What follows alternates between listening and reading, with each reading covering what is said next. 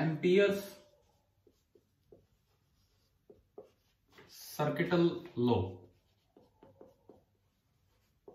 Amperes circuital law, ACL in short बोल दिया जाता है।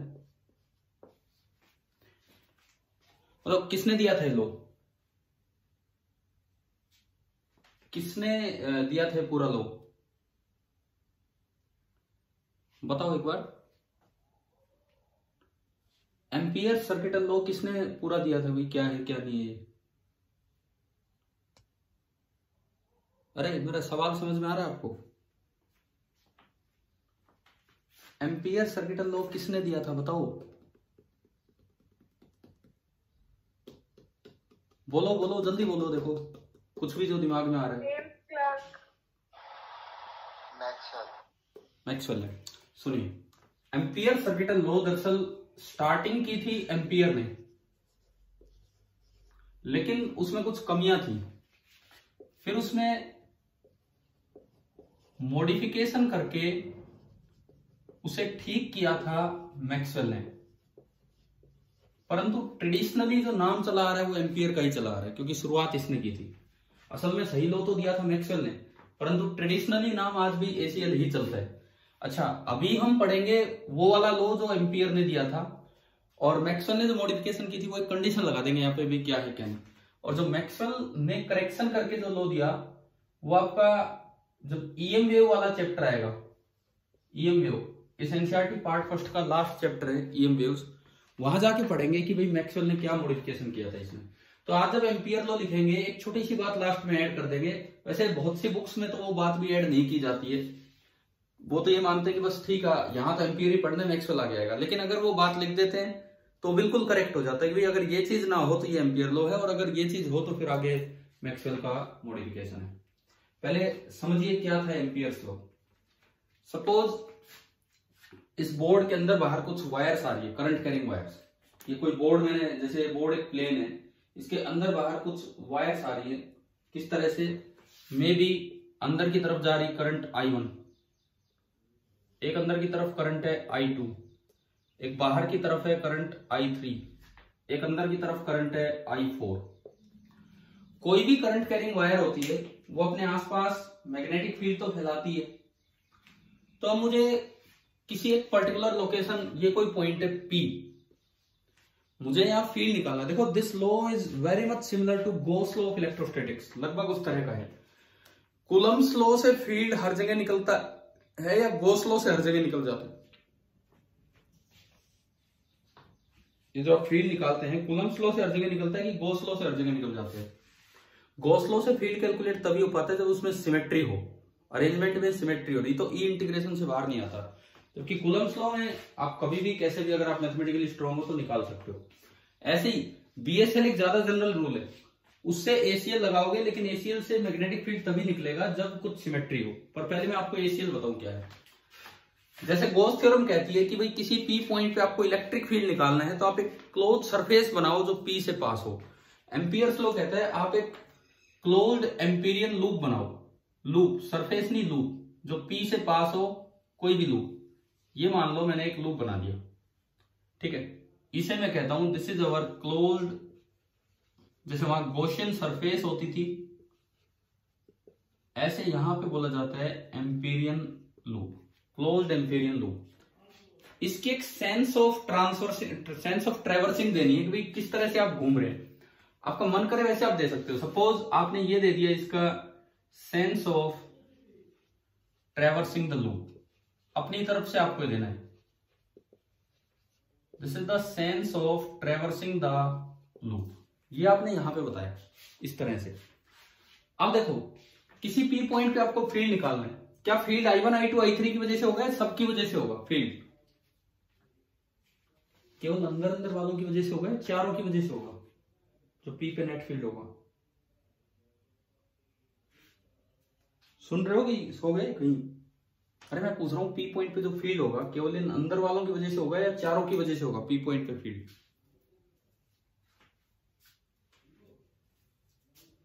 मैं 10 बार बोलता हूं जब आप कुछ बताते हैं, जवाब दो।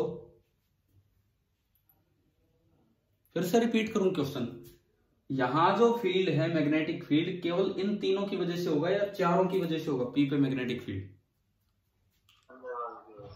नहीं। इसका मतलब हमने गॉस लॉ में भी कहीं कुछ गलत सीख रखा है। गॉस लॉ में इक्वेशन आती है वो इलेक्ट्रोस्टैटिक्स वाली, integral E dot D S is equal to Q in upon epsilon naught. Q in तो केवल अंदर वाले चार्ज होते हैं, लेकिन वो जो ई होता है वहां वो केवल अंदर वाले चार्ज की वजह से होता है या बाहर अंदर सब की वजह से नेट फील्ड होता है वहां पे? बताओ। वो केवल अंदर वालों का फील्ड नहीं होता, वो सभी चार्जेस का नेट फील्ड होता है, सभी चार्जेस का नेट फील्ड। लेकिन उसको निकालने का एक आसान तरीका गॉस ने दिया कि केवल अंदर वाले चार्जेस से वो कैलकुलेट हो जाएगा उस इक्वेशन से। सिमिलरली यहां जो बी होगा कहीं भी हो, किसी भी डायरेक्शन में हो, हमें नहीं पता किस साइड होगा वो।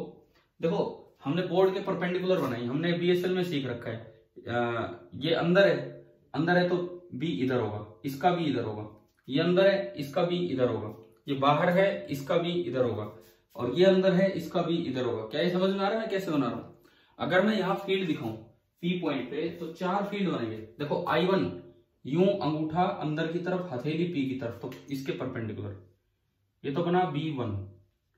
I2 अंगूठा अंदर की तरफ, हथेली पॉइंट की तरफ उधर, ये कहीं उधर जा रहा है B2। I3 बाहर, अंगूठा बाहर की तरफ, हथेली पॉइंट की तरफ, तो इधर कहीं जाएगा, this is B3। And I4 अंगूठा अंदर की तरफ और हथेली पॉइंट की तरफ, तो उधर कहीं जा रहा है, उधर। इट मींस उस किसी डायरेक्शन में आपका बन रहा है, जैसे ये बना था उसी तरह से ये कहीं आया B4, इस तरह से ये B1 था और ये B4। अब जो यहां आप नेट फील्ड लिखते हैं वो सबकी वजह से होता है, केवल अंदर वालों की वजह से नहीं। चाहिए गॉस लॉ वहां लगाओ इलेक्ट्रिक फील्ड का, चाहिए एसीएल यहां लगाओ। मान लो इन चारों का नेट फील्ड किसी भी डायरेक्शन में आ गया, सपोज कीजिए मैं कहता हूं कि भाई दिस इज बी नेट, मैं इसको बी बोल रहा हूं, बी नेट मैंने इसे बी बोला है, और ये जो बी है this is due to all, चाहे अंदर हो चाहे बाहर हो। उसके बाद जब आप गॉस लॉ लगाते थे तो पहले नेट ई देख के और फिर डीएस वो सरफेस के परपेंडिकुलर बनाते थे और फिर ई डॉट डीएस कर देते थे, एक स्केलर प्रोडक्ट डॉट प्रोडक्ट। यहां पे डीएस की बजाय डीएल आएगा, DL along the direction of sense of traversing. आपको छोटी सी लेंथ माननी है, मान लीजिए मैंने ये यहां पे है तो ये डायरेक्शन दिखा रखी है, तो ये आपका बना एक स्मॉल टेंजेंशियल और ये आपका बन गया डीएल। बताओ ये डायग्राम आया समझ में यहां तक? ठीक है। अब देखिए इक्वेशन क्या कहती है, सबसे पहले आप बी डॉट डीएल कैलकुलेट कर लो, वेक्टर प्रोडक्ट ना सॉरी स्केलर प्रोडक्ट या dot product of two vectors, B dot dl. B net लेना है, बी नेट सब की वजह से, उसे मैंने बी ही लिखा है वहां आगे। फिर उसका इंटीग्रेशन कर दो ओवर द कंप्लीट लूप। ये सर्कल क्यों लगाया मैंने, इंटीग्रेशन पे सर्कल क्यों लगाया?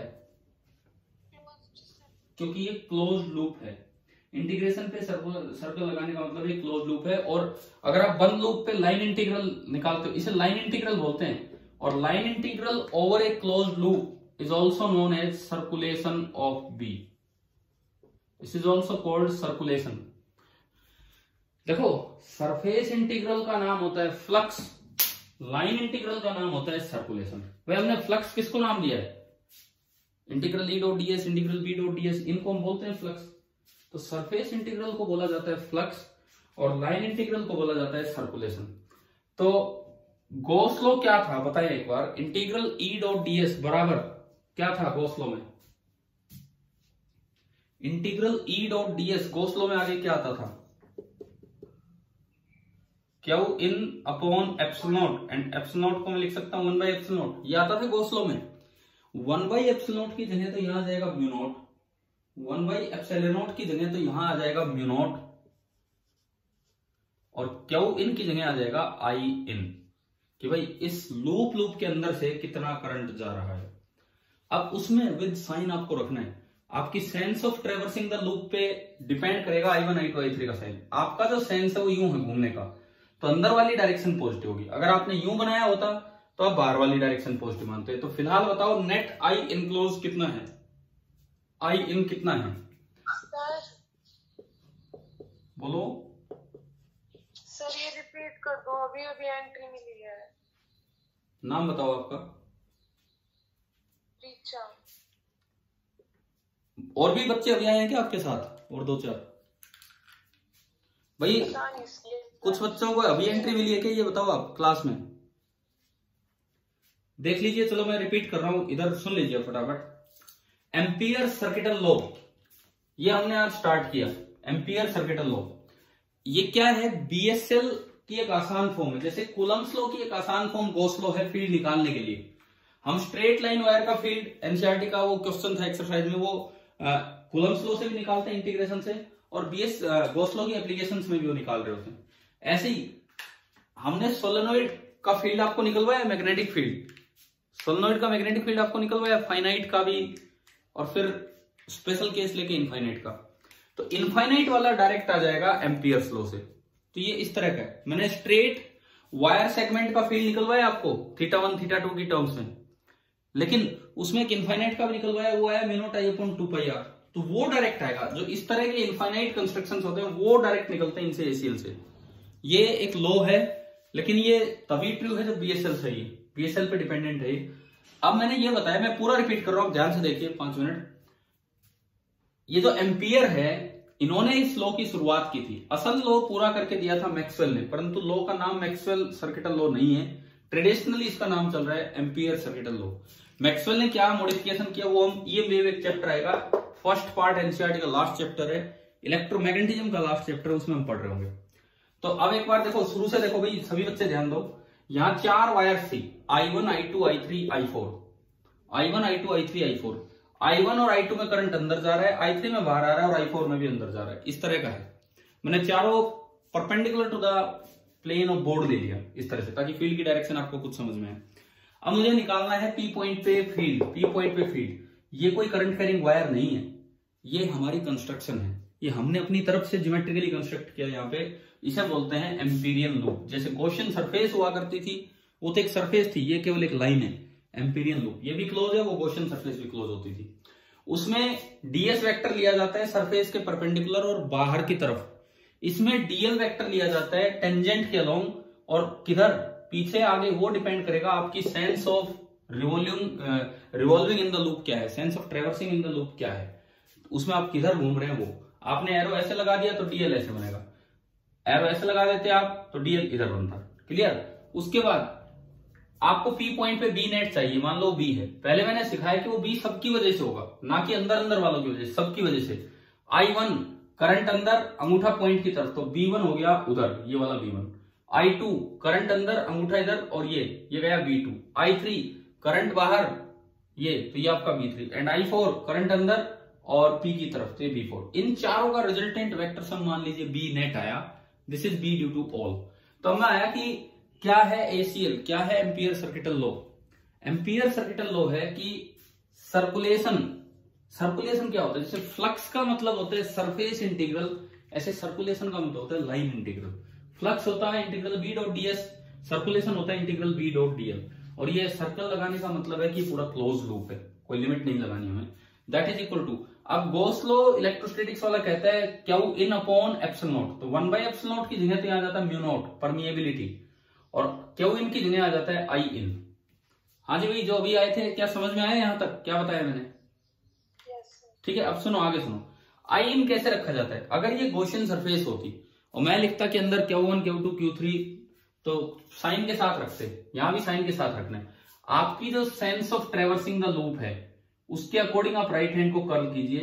अंगूठा अंदर जा रहा है तो अंदर वाले करंट पॉजिटिव लेने होंगे, ये दो अंदर थे, और बाहर वाला करंट नेगेटिव। तो आई इन बताओ कितना हुआ इस इक्वेशन में, इसका कोई रोल नहीं है आई इन में, बताओ कितना होगा, बोलो। I1 plus I2 minus I3। क्या ये B इन तीनों की वजह से ही है या चारों की वजह से है?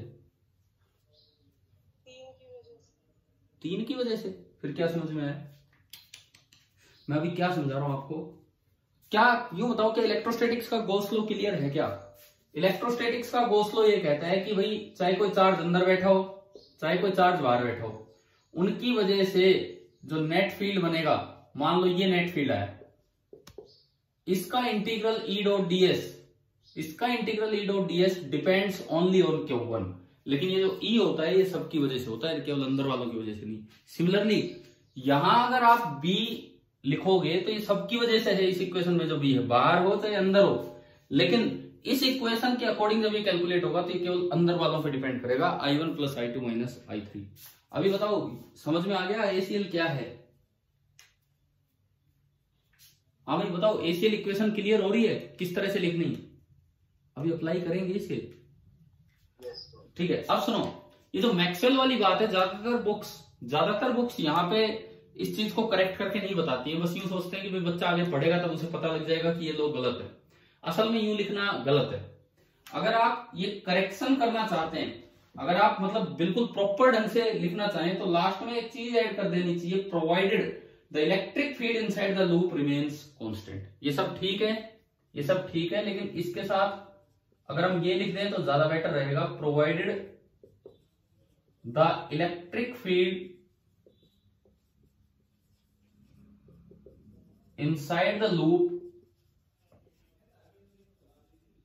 Remains constant. दरअसल ये करेक्शन मैक्सवेल ने करवाई थी, और अगर इलेक्ट्रिक फील्ड टाइम के साथ वेरी कर जाए तो फिर लॉ थोड़ा चेंज हो गया था, और म्यू नॉट आई इन की जगह आई इन प्लस एक और टर्म आई जिसे बोला जाता है डिस्प्लेसमेंट करंट, वो हम पढ़ेंगे ईएम वेव वाले चैप्टर में। अगर यहां किसी क्वेश्चन में किसी बच्चे को डिस्प्लेसमेंट करंट जैसी चीज मिल जाए तो चाहे उसको छोड़ देना, ठीक है ना, वो उस चैप्टर का ही काम है। कई बार बुक्स में यहां सवाल दे देते, मतलब अगर इलेक्ट्रिक फील्ड भी टाइम के साथ चेंज हो रहा होगा तो वो भी अपना मैग्नेटिक फील्ड फैलाएगा, तो उस लिंक पे हमें अभी नहीं जाना है, क्या है क्या नहीं। अच्छा एक बार देखो, आपकी एनसीईआरटी बुक में कहीं भी ये वाला पार्ट नहीं दिया है, ये जो आगे है, परंतु जब आप एचसीवी बुक देखेंगे, एचसीवी मतलब ये यहां पे नहीं दिया है एनसीईआरटी बुक में, आगे चल के आएगा।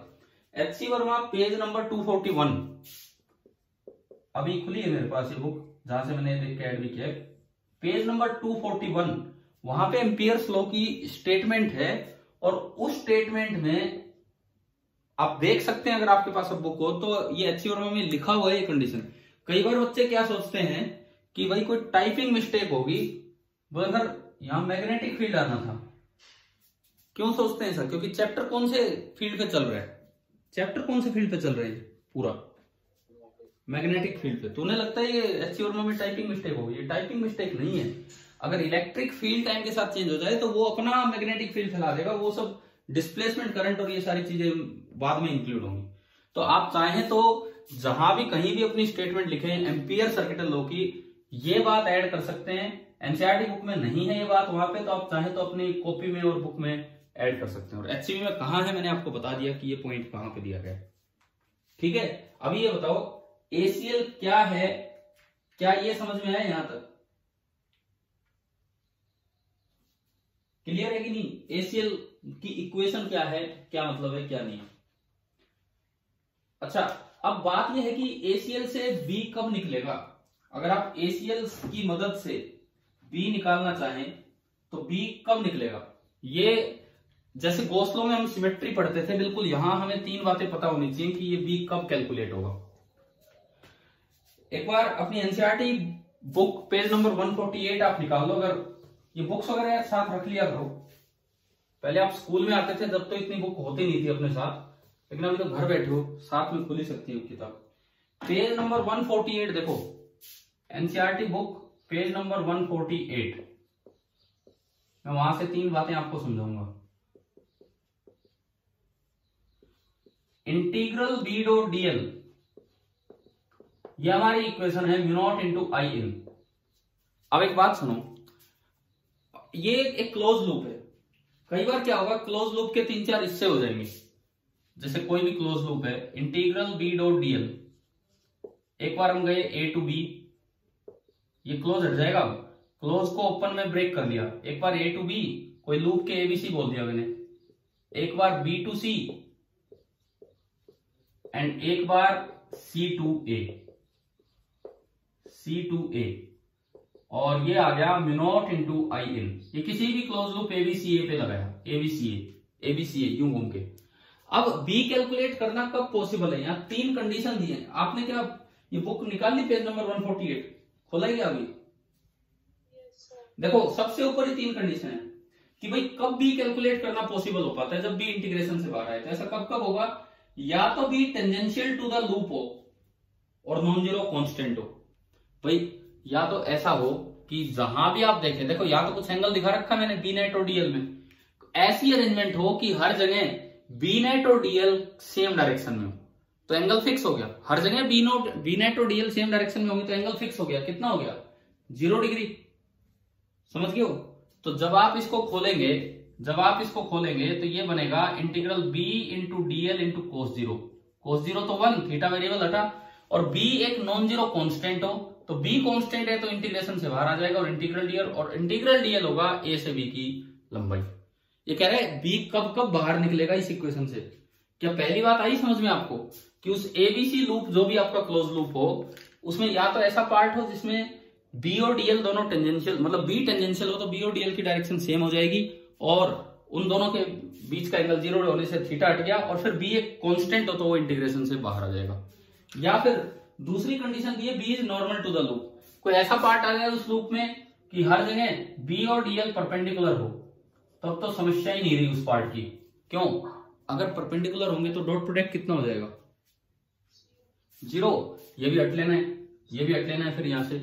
या फिर ये लिखता है कि ऐसा पार्ट आ जाए जहां पे बी ही ना हो, ऐसा कोई पार्ट आ जाए, मान लो सी पार्ट पे बी ही 0 है, तो अगर बी 0 है तो बी ये कितना हो गया, 0। तो अब बताओ कि यहां से ओवरऑल बी कैलकुलेट करना पॉसिबल हुआ कि नहीं।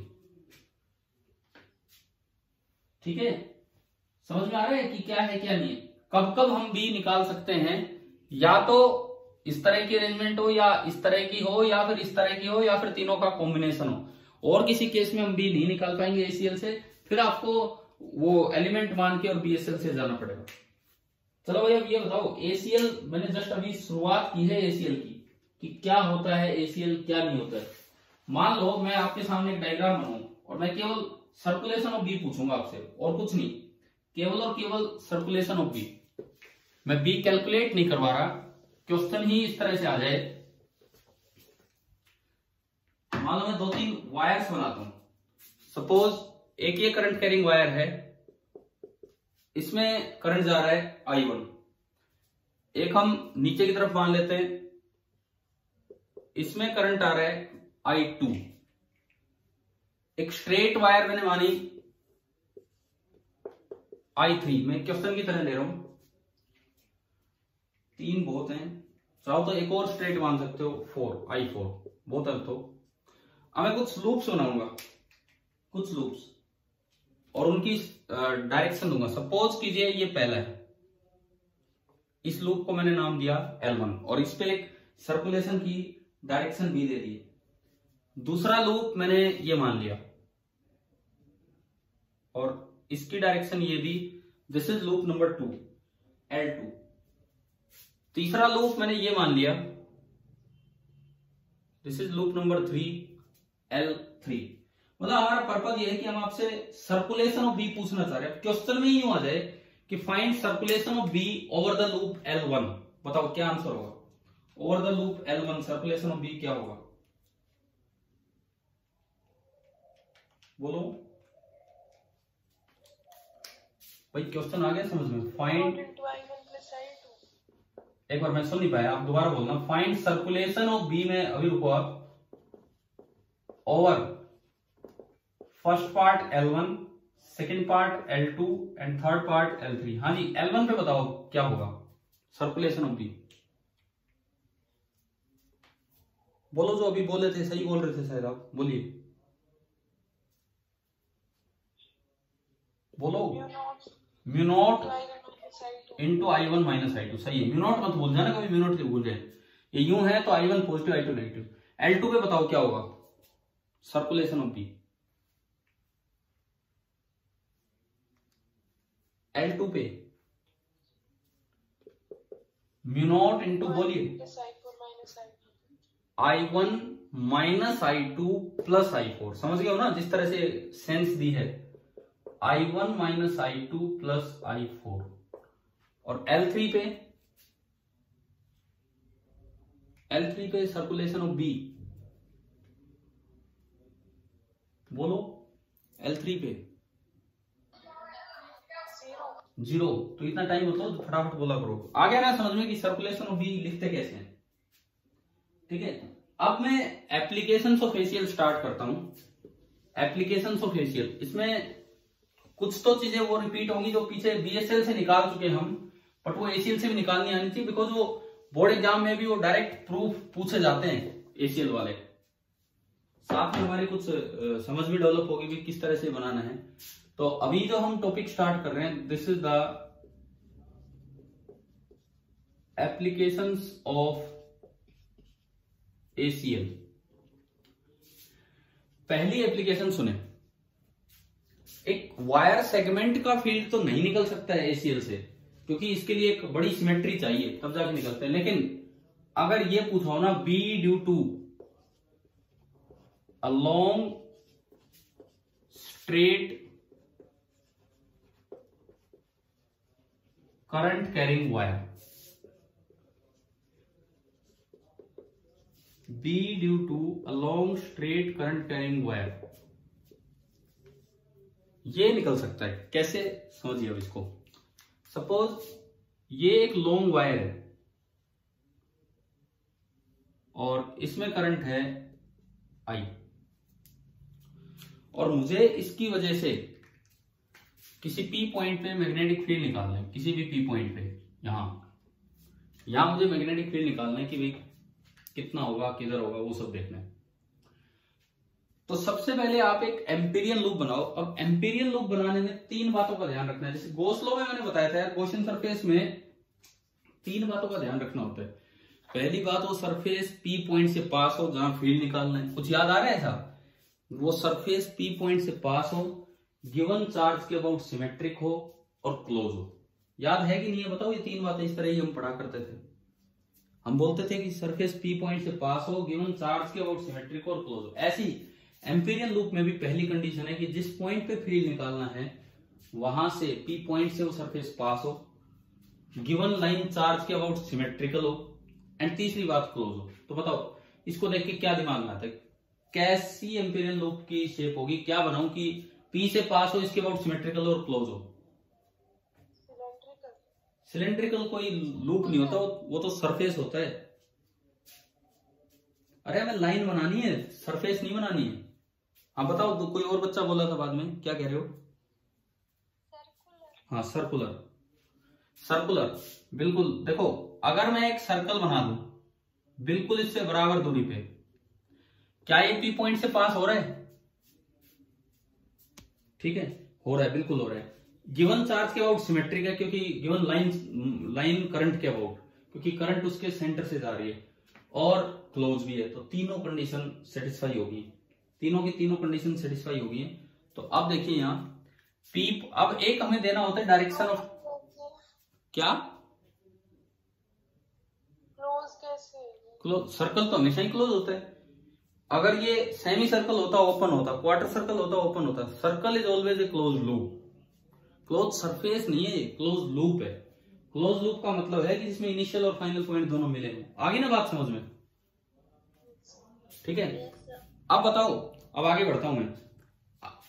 एक बनाते ही एक आपको देनी होती है डायरेक्शन ऑफ ट्रेवर्सिंग। उस पे आंसर डिपेंड ही नहीं करता, जैसे मन करे वैसे डायरेक्शन ऑफ ट्रेवर्सिंग दे सकते हो। फिर भी हम कोशिश करते हैं इस तरह direction of traversing the loop दे कि जो अगर एक आधा करंट जा रहा हो तो कम से कम वो पॉजिटिव हो, नहीं तो फिर दोनों साइड से माइनस कटेगा और कुछ नहीं। बताओ कैसे दे डायरेक्शन ऑफ ट्रेवर्सिंग?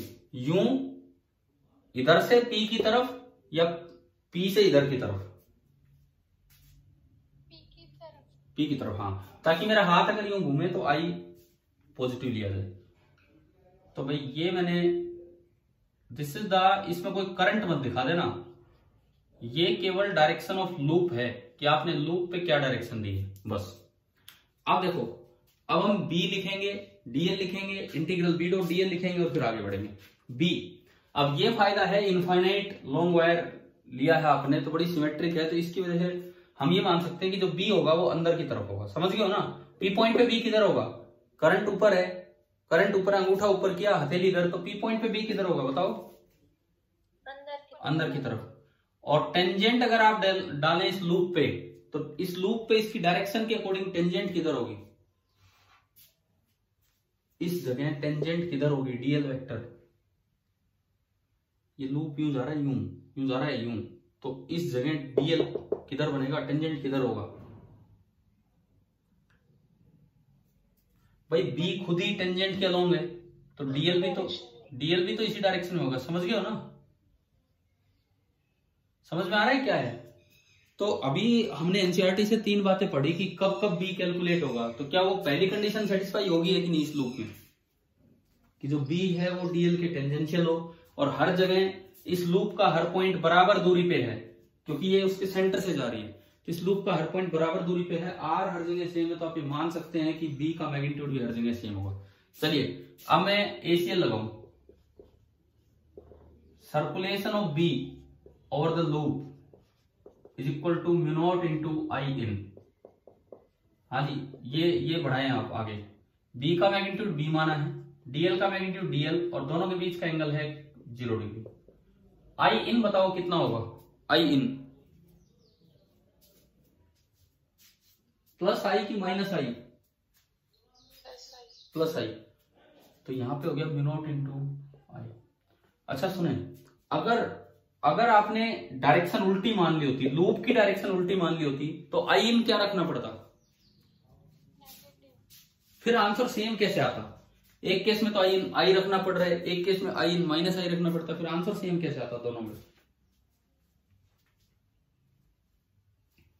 अगर आप लूप की डायरेक्शन उल्टी मानते हो तो क्या डीएल बाहर की तरफ नहीं बन जाता, अगर आप लूप की डायरेक्शन यूं मानते तो क्या डीएल बाहर नहीं बन जाता, बाहर की तरफ, और डीएल बाहर बनता तो बी और डीएल के बीच का एंगल हो जाता 180 डिग्री, तो यहां पे आता कोस 180 डिग्री और यहां आता माइनस आई, तो क्या माइनस से माइनस कैंसिल हो जाते ना, अब आ गया समझ में, कोई फर्क ही नहीं पड़ता उस चीज से।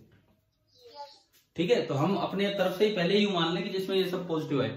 तो चलिए, ये आपका आया integral of B into DL that is equal to mu naught into आई।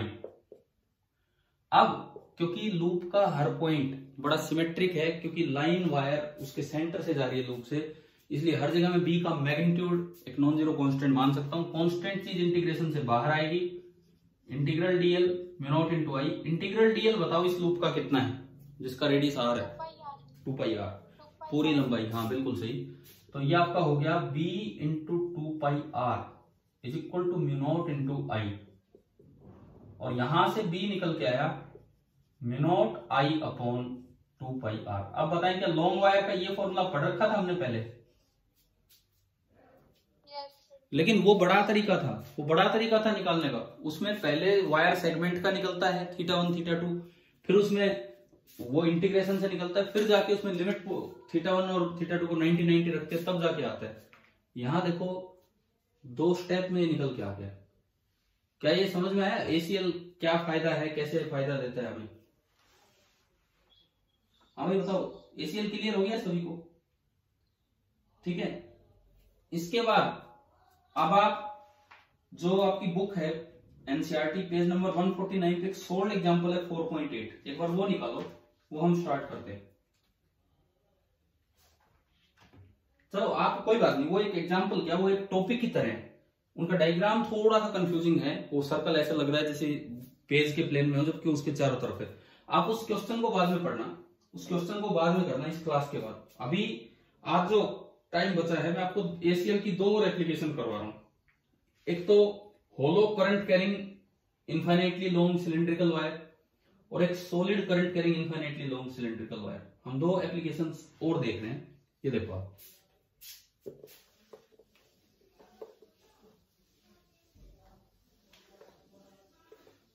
मुझे ये बताओ, मैंने करंट इलेक्ट्रिसिटी वाले चैप्टर में आपको करंट डेंसिटी टर्म बता दी थी कि नहीं, जे, हाँ भाई, करंट इलेक्ट्रिसिटी वाले चैप्टर में करंट डेंसिटी टर्म का जिक्र हो चुका है कि नहीं, जे का, हो चुका है। ठीक है ठीक है ठीक है। अब नेक्स्ट हम ले रहे हैं B due to a long hollow cylindrical current carrying wire, B due to a long hollow cylindrical current carrying wire। मान लीजिए इस तरह की कोई वायर आपको दी गई है, जैसे होलो पाइप है, होलो ट्यूब है, इस तरह से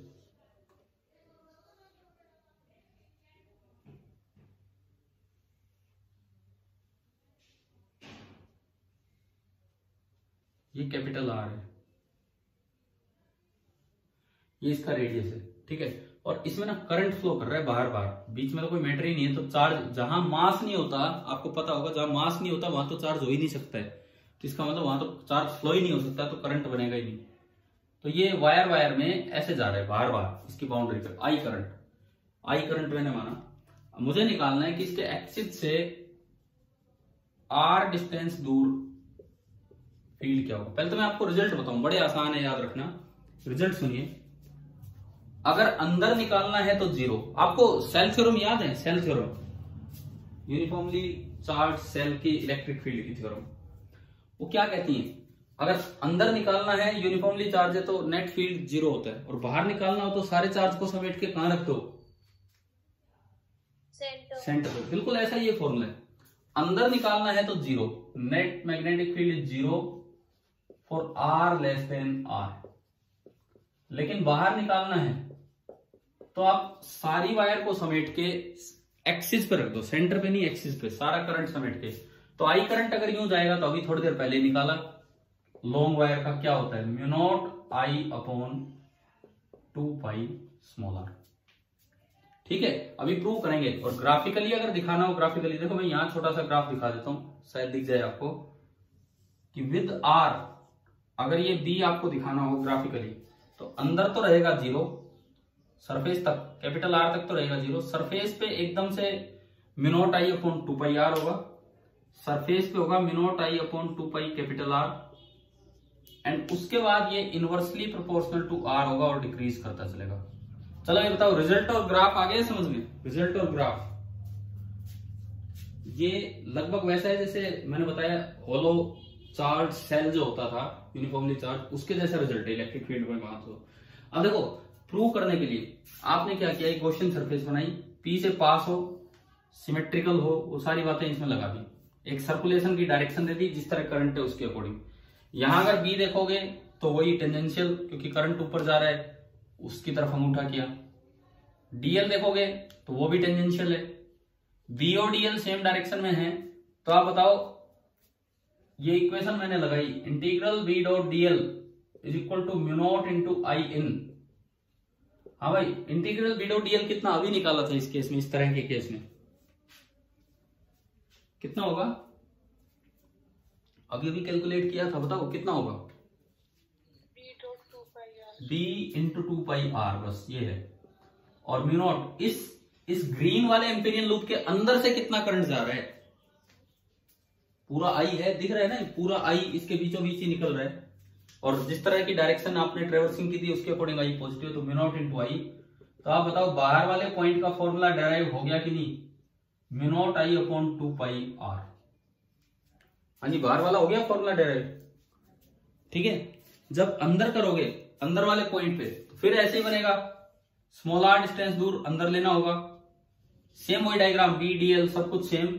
अब ये तो बाहर वाला हो गया, अंदर वाले पे बताओ चेंज क्या होगा, कहां पे चेंज होगा, बताओ चेंज क्या होगा अंदर वाले पॉइंट पे,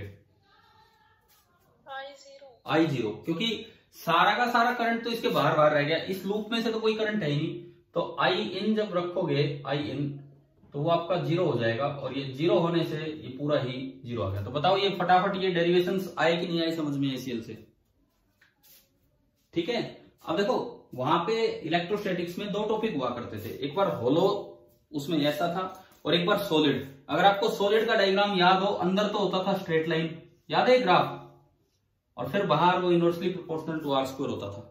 तो ऐसा ही अगला काम, और शायद यही आपका एग्जांपल 4.8 है, परंतु थोड़ा उससे ठीक डायग्राम हम बनाएंगे। तो नेक्स्ट जो हमारा होगा, हम इसमें एक ही चेंज करेंगे, क्या बताओ, हेडिंग में क्या चेंज आना है, पहले तो ये बताओ, हेडिंग में क्या चेंज आना है, सॉलिड सिलेंडर, हाँ, ये होलो की बजाय ये सॉलिड हो जाना है, और कुछ नहीं।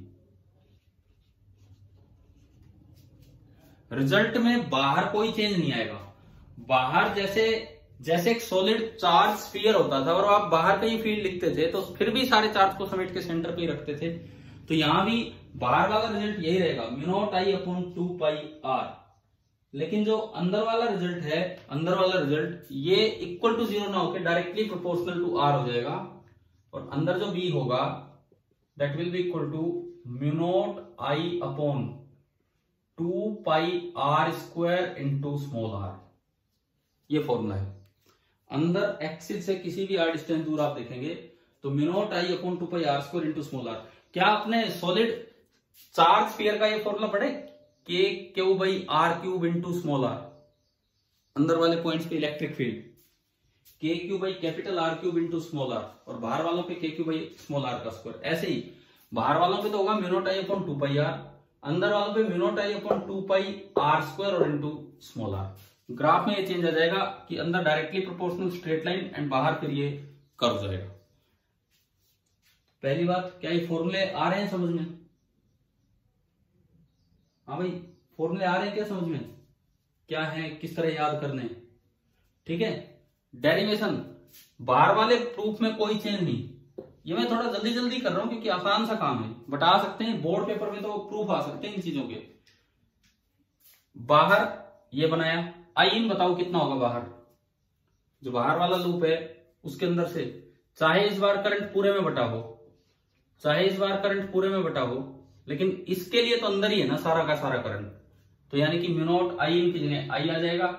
ये आपने खोला तो b into 2πr is equal to μ0 into I, and यहां से जो b निकल के आया वो सेम आ गया μ0I/2πr। जैसे आपने फिर से बाहर वाले पॉइंट के लिए सारा करंट समेट के एक्सिस पे ही रख दिया। बताओ भाई, बाहर वाला प्रूफ आ गया समझ में? बोलो, कुछ जवाब दो। आ गया समझ में बाहर वाला प्रूफ? yes, अब इसमें क्या चेंज होगा बताओ, जब अंदर आप ये लिखेंगे इधर तो कोई बदलाव ही नहीं होना, ये तो यही चलना है। अब करंट जीरो नहीं होगा क्योंकि अब की बार करंट पूरे में बट के आ रहा है, पूरे एरिया में बट के आ रहा है करंट। तो आई इन कैसे लिखें इस बार, ये आई इन कैसे लिखें हम, उससे आगे तो फिर हो जाएगा अगर मैं आई इन लिख दूं तो। पूरा एरिया कितना है, पूरा एरिया ये सरफेस एरिया इसका सर्कुलर πR²। πR² में कितना करंट जा रहा है, आई। यूनिट एरिया में कितना जाएगा, और मुझे कितने एरिया का चाहिए आई इन लिखने के लिए, स्मॉल r। तो πr² एरिया में जो करंट जाएगा यूनिफॉर्म डिस्ट्रीब्यूशन में मान रहा हूं, that is I/πr² into π/r²। पाई से पाई कैंसिल, आई इन आ गया मेरे पास, तो मैंने आई इन की वैल्यू रख दी I इंटू r²/r²। अब देखो आया ना सभी बच्चों को समझ में कैसे लिखा है मैंने? अब देखिए स्मॉल r से स्मॉल r कैंसिल, अगर मैं 2π को नीचे ले जाऊं तो क्या ये रिजल्ट आ गया है कि नहीं बताओ? अगर मैं 2π को नीचे ले जाऊं तो क्या वो रिजल्ट दिख रहा है ना वो आपको? ठीक है, आ गया समझ में? और ये ग्राफ में ये बदलाव हुआ। अच्छा, अब मैं एक बार इसको थोड़ा बड़ा करके दिखाता हूं यहां पे लिख के कि ये b जो अंदर आया that is μ0I/2πr² into small r। ये I/πr² को मैं क्या लिख सकता हूं? मैंने एक चीज का जिक्र अभी थोड़ी देर पहले किया था, इसीलिए I/πr² को मैं क्या लिख सकता हूं? Current density. इसका मतलब मैंने इसीलिए करंट डेंसिटी पूछा था, ये पढ़ा चुका कि नहीं, μ0J/r/2। देखो अब मैं कुछ फॉर्मूलों का कंपैरिजन करवाता हूं, इलेक्ट्रिक और मैग्नेटिक फॉर्मूलों का। जब आपने पढ़ा कि सॉलिड चार्ज स्फीयर है, दिस इज यूनिफॉर्म चार्ज, उसकी वजह से अंदर जब फील्ड लिखते थे r डिस्टेंस दूर, तो E होता था K/Q/r³ इंटू स्मॉल r, या फिर in terms of density ρ/3ε0 into r, है ना, ये हम लिखते थे। ऐसे ही जब एक करंट कैरिंग वायर होगी, उसमें भी रेडियस हमने कैपिटल आर माना था और ये स्मॉल आर, इसमें भी हम रेडियस मान रहे हैं कैपिटल आर और जिस जगह ये फील्ड लिख रहे हैं वो पॉइंट स्मॉल आर डिस्टेंस दूर। यहां भी अंदर की तरफ होगा और बी कितना होगा, देखो वो देखो उधर अंदर लिख रहा हूं म्यू नॉट आई अपॉन, मतलब अंदर वाले पॉइंट पे लिख रहा हूं 2 pi are square into are. यहां क्यूब होता था क्योंकि ई में नीचे आर स्क्वायर आना है तो एक आर से आर कटेगा और यहाँ पे नीचे आर आता है इनवर्सली प्रोपोर्शनल टू आर। तो इस तरह का ये कुछ अपना याद रखना। इन टर्म्स ऑफ डेंसिटी वहां चार्ज डेंसिटी, यहाँ करंट डेंसिटी। वहां चार्ज डेंसिटी की टर्म में कांस्टेंट था रो अपॉन 3 एप्सिलॉन नॉट, यहाँ करंट डेंसिटी की टर्म्स में कांस्टेंट है 1 बाय एप्सिलॉन नॉट की जगह म्यू नॉट आता है हर जगह, रो की जगह जे और 3 की जगह 2 और स्मॉल आर। मतलब ये तो था इलेक्ट्रिक फील्ड के फॉर्मूले और ये मैंने आपको बताया मैग्नेटिक फील्ड के फॉर्मूले। चले अभी आप बताएं कि आपको एसीएल में इतनी बातें समझ में आ गई हैं कि नहीं, क्या क्या मैंने बताया। हाँ जी बताओ, एसीएल की कितनी एप्लीकेशंस देख ली हमने? 3 एप्लीकेशन। सबसे पहले एक स्ट्रेट वायर का, लॉन्ग ही लेने इसमें, शॉर्ट वाले तो निकलेंगे नहीं एसीएल से। सबसे पहले एक स्ट्रेट वायर, उसके बाद एक होलो सिलेंडर और उसके बाद एक सॉलिड सिलेंडर। क्या ये तीनों एप्लीकेशन समझ में आ गई? एग्जाम्पल 4.8 एक बार देख के बताओ किस चीज पे है वो, इन तीनों में से कौन सी एप्लीकेशन है वो?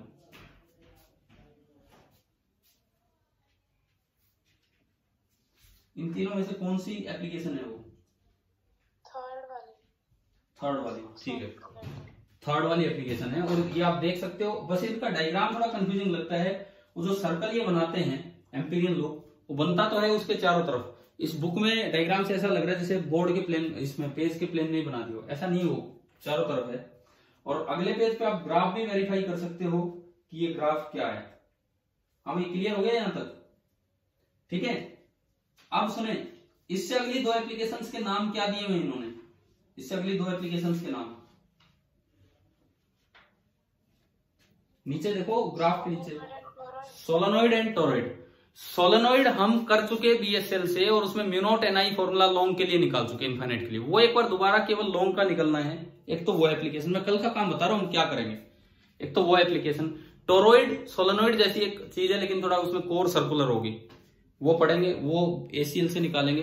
2 तो ये होते ही, एनसीईआरटी का चैप्टर तो पूरा हो ही जाएगा। प्लस फिर हम शीट लार्ज शीट, जैसे हम उसमें करते थे इलेक्ट्रिक फील्ड में, लार्ज शीट का field distance independent sigma upon 2 epsilon not, sigma upon epsilon not, है ना, ध्यान है ना ये वाली बातें। तो इस तरह की करंट कैरिंग शीट लेंगे और उनका फील्ड निकालेंगे। मतलब कल आपका एसीएल एप्लीकेशन वाला काम भी पूरा हो जाना है। कल आपका जो एसीएल एप्लीकेशन वाला काम है वो भी बिल्कुल पूरा हो जाना है। इसका मतलब ये है, अभी देखो मैं जल्दबाजी नहीं कर रहा हूं, बिल्कुल आराम आराम से हम चल रहे हैं, ना ही मैं ये कह रहा हूं कि सीधा अर्थ मैग्नेटिज्म और अगला चैप्टर हम स्टार्ट कर रहे हैं। टाइम है हमारे पास। अभी कल तो ट्यूसडे हुआ है, ये चैप्टर तो पूरा हो गया है, लेकिन अगले 2-3 दिन हम इन पे ही क्वेश्चंस लेंगे, इनका ही डिस्कशन लेंगे और आप ज्यादा से ज्यादा काम करेंगे क्योंकि ये चैप्टर तो हमारा कल पूरा हो लेगा। अच्छा, ये एनसीईआरटी का तो चैप्टर 4 कंप्लीट हो जाएगा कल, और जो आपके एचसी वर्मा बुक है उसके 2 चैप्टर कंप्लीट हो जाएंगे। पहले 2 मतलब ये जो है, एक तो मैग्नेटिक फील्ड जिसमें इफेक्ट था और अगला है magnetic field due to current chapter 35, वो 34 थे 35 जिसमें जनरेशन है। तो अब कोशिश ये करें, आपका टेस्ट कितनी तारीख को है बताना एक बार, जो टेस्ट है वो कब है? 15 का मतलब है 2 वीक है हमारे पास, ठीक है, पूरे 2 वीक है। हम अगला चैप्टर स्टार्ट नहीं कर रहे हैं अभी, इस वीक करेंगे तो शनिवार तक जाके देखेंगे, शनिवार तक। और कल ये चैप्टर पूरा हो ही रहा है ट्यूसडे को, यानी कि 3 दिन हम केवल अपना काम करने में लगाएं, डिस्कशन में, और जो भी इन्हीं पे क्वेश्चंस आप नहीं करोगे मैं करूंगा इस तरह से। और आपके इसके साथ 2 काम हो जाने चाहिए, एक तो एनसीईआरटी चैप्टर नंबर 4, देखो यार ये नहीं करोगे तो फिर दोबारा से दिक्कत होगी अगले टेस्ट में, फिर क्या फायदा है। Chapter number 4 and plus HCV chapter number 34-35। अच्छा, एचसीवी पूरी मत करो आप, क्योंकि आपको लगता है यार उसमें तो 80 क्वेश्चन है, कोई बात नहीं, सब्जेक्टिव छोड़ दो अभी पूरे, मैं आपको छाट के क्वेश्चन दे दूंगा, सब्जेक्टिव में से ये कर दो। एनसीईआरटी चैप्टर 4 पूरा करना है, इसमें ऑब्जेक्टिव 1 ऑब्जेक्टिव 2 पूरे करने, कुछ सोल्ड एग्जाम्पल और सब्जेक्टिव जो करने लायक होंगे वो मैं आपको बता दूंगा, भाई छाट के ना ये कर लो, इस तरह से ये है। इतना काम कर लेंगे आप शनिवार तक, रोज थोड़ा थोड़ा। बताओ यार, तभी तो ये चैप्टर पूरा होगा। अभी मुझे पता है एक और चैप्टर रह रहा है, लेकिन वो थ्योरेटिकल है, वो इसके मुकाबले थ्योरेटिकल है।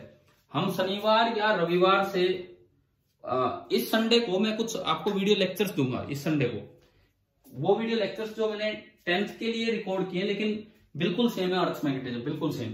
तो एक बार वो लेक्चर देके फिर मंडे को मैं आपको पढ़ाऊंगा, तो उससे आसान भी रहेगा आप अगर वो थोड़ा देख लेंगे तो अभी ये बताओ, कल तो ठीक है, कल की क्लास डाउट्स पे नहीं, कल तो मैं केवल एसीएल पूरा करवा रहा हूं, कल एसीएल पूरा कर रहे होंगे। लेकिन आप पहला काम ये कर ले भाइयों, वेडनेसडे तक, आज मंडे है ना, हाँ, आप वेडनेसडे तक एनसीईआरटी चैप्टर 4 की एक एक चीज कर देंगे, एक एक चीज, एक एक क्वेश्चन, सोल्ड एग्जांपल और ये, ठीक है।